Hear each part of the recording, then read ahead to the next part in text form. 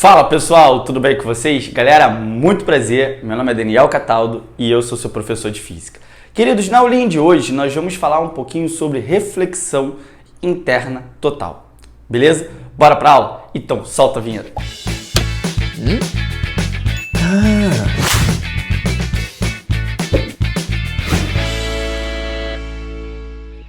Galera, na aulinha de hoje nós vamos aprender um fenômeno extremamente importante para o seu concurso.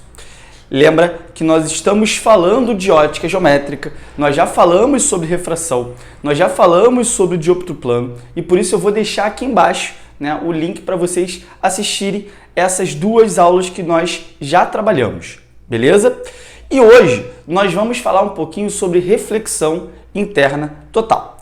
Bem, como o nome sugere pra gente, a reflexão é aquele fenômeno onde a luz ela vai bater numa interface e vai permanecer no meio de origem. Então ela não consegue mudar de meio igual na refração.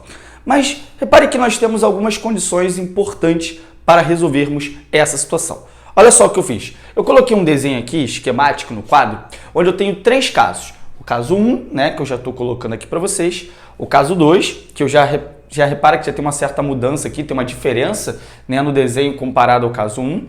E o caso 3, que também tem uma mudança comparado aos outros dois primeiros casos. E aí eu quero que você perceba o seguinte. Eu tenho uma linha aqui que divide dois meios. Por exemplo, vamos supor que esse cara aqui é o meio 1 e esse cara aqui é o meio 2, tá? Então a parte de baixo é o meio de origem e a parte de cima é o meio de destino, tá? Eu quero tentar fazer com que a luz ultrapasse, ok? E aí eu peguei uma canetinha a laser ali, e eu vou disparar o meu laser nessa interface que separa esses dois meios. Por exemplo, o meu laser é um laser verde, e aí eu peguei aqui a minha régua e vamos desenhar esse raio incidente. Então aqui eu tenho o laser chegando. Repara que o nosso laser, ele chega naquela interface formando um ângulo com a nossa retinha normal que eu já deixei desenhado. Esse ângulo é o que nós chamamos de ângulo de incidência. E aí nós vamos perceber que essa luz ela consegue passar para outro meio. E aí, portanto, ela sofre refração. E aí, se ela sofre refração, nós temos, de fato, esse outro ângulo daqui, que é o nosso ângulo de refração. Mas lembra que nós já falamos sobre isso, sempre que acontece refração, tem reflexão. E, portanto, eu posso desenhar também aqui uma outra retinha que vai ser o raio refletido. Então, tá aqui a onda refletida também, beleza? Lembrando que o ângulo de incidência é igual ao ângulo de reflexão. Tá, então nesse caso 1 está acontecendo a refração, até aí nenhuma novidade. Outra coisa que é importante é que você consegue perceber que o ângulo de refração ele é maior do que o ângulo de incidência? Bem, isso acontece porque o meio 2 ele tem um índice de refração menor do que o meio 1. Então o meio 1, que é o meio de baixo, ele é mais refringente do que o meio 2, ok? Por isso que a onda, o raio de luz, se afasta da nossa retinha normal ali, ok? Até aí, isso está dentro da nossa aula de refração. Tenho certeza que se você assistiu, você sabe isso. Se você não assistiu, lembra, o link está aqui embaixo, tá? Tá bom, mas o que nós vamos fazer? Agora eu vou pegar e vou mudar a posição da minha caneta, fazendo com que eu tenha um novo ângulo, certo? Então eu vou abrindo, esse ângulo de incidência. E aí eu vou fazer com que agora o meu laser chegue aqui, nessa interface, formando um ângulozinho maior. Então tá aqui, nós temos um ângulo maior. E para nossa surpresa, acontece até a refração, ocorre. Só que a surpresa que eu tenho é que esse raio refratado, ele sai paralelo a essa interface. Opa, então eu já posso perceber que esse ângulo de refração, ele é um ângulo de 90 graus. Bem, ocorre refração, E aí então vai acontecer a reflexão. Então aqui nós temos também a reflexão acontecendo. Maravilha? Mas a gente ficou intrigado aqui com essa situação do nosso raio saindo paralelo a essa interface. Tem refração, está acontecendo a refração porque está mudando de meio e mudando as características da sua onda, como velocidade e comprimento de onda. Mas esse ângulo aqui é 90, beleza. Então, Cataldo, comparando o caso 1 com o caso 2, o meu ângulo de refração também aumentou, já que o meu ângulo de incidência, né, eu estou aumentando também.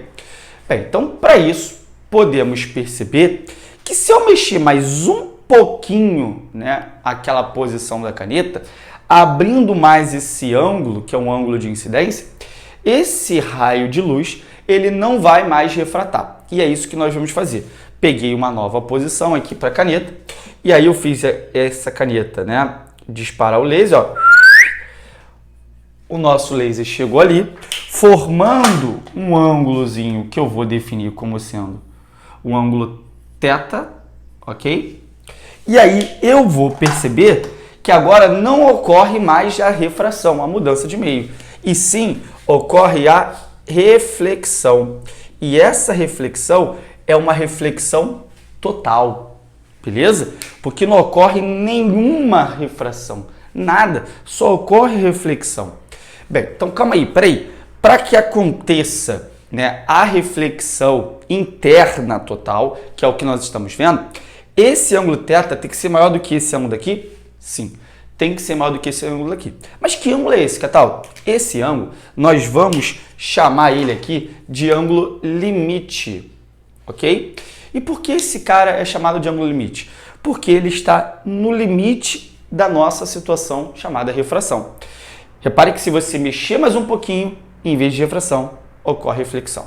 Bem, então nós temos algumas condições interessantes aqui para que aconteça esse fenômeno, que é o fenômeno do HIT, né? Reflexão interna total. Primeira condição que a gente precisa lembrar é que esse ângulo θ, ele tem que ser maior do que o ângulo limite. Além disso, eu preciso lembrar que o índice de refração do meio 2 tem que ser menor do que o índice de refração do meio 1. Logo, o índice de refração de destino tem que ser menor do que o índice de refração da nossa origem. Essas são as duas condições para que aconteça exatamente esse fenômeno. Toma muito cuidado com relação a isso. Maravilha? Bem, então vamos lá. Mas como é que eu faço para descobrir o θ? Porque o θ tem que ser maior do que o meu L, certo? O θ tem que ser maior do que o meu L. Então, como é que eu faço para descobrir o L? Assim como nós temos na refração uma lei chamada lei de Snell, para que aconteça a reflexão interna total, o meu θ tem que ser maior do que o L. E quando acontece o L, tem refração. Então, portanto, eu vou usar a nossa famosa lei de Snell-Descartes. Então, vamos lá, vamos utilizar dela aqui. Usando, então, nossa lei de Snell-Descartes, né? Então, sempre que tem refração, você vai usar essa lei e ela nos diz o seguinte, né? Ela nos diz o seguinte: o produto do índice de refração do meio 1 com o seno do ângulo de incidência, nesse caso eu vou botar L como sendo o meu ângulo de incidência, é igual ao produto do índice de refração do meio 2 vezes o seno do meu ângulo de refração. Só que o meu ângulo de refração nesse caso aqui é 90 graus. Bem, coloquei ali, certo? Ao organizar a minha vida, eu sei que o seno de 90, ó, vale 1. Maravilha?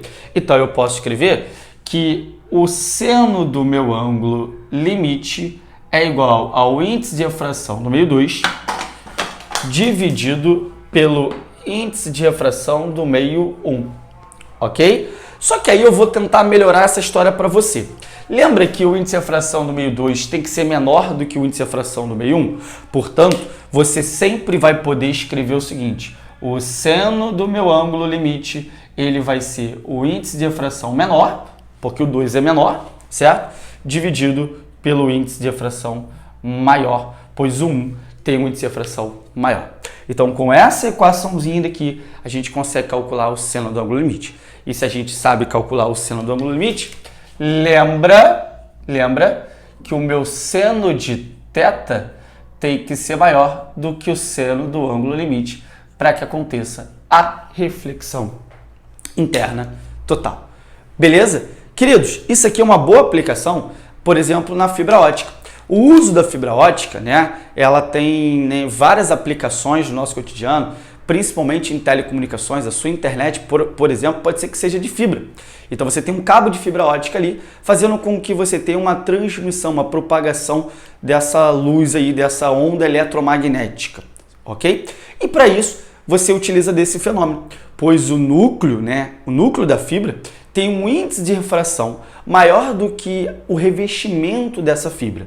E logo, se você tem essa primeira condição e você consegue satisfazer isso aqui, você tem a propagação dessa onda eletromagnética utilizando a reflexão interna total. E se você não tem refração, podemos dizer então que a gente não tem perda na qualidade do sinal.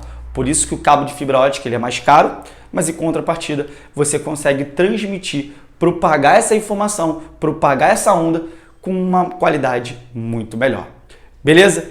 Deu para entender a aula de hoje? Espero que vocês tenham gostado. Então, se você curtiu, deixe seu like aqui, compartilhe esse vídeo com todos os seus amigos. Se você é novo no canal, se inscreva e ative o sininho, pois sempre que um vídeo novo estiver aqui, você vai receber em primeira mão. Te espero na próxima aula. Beijo e até!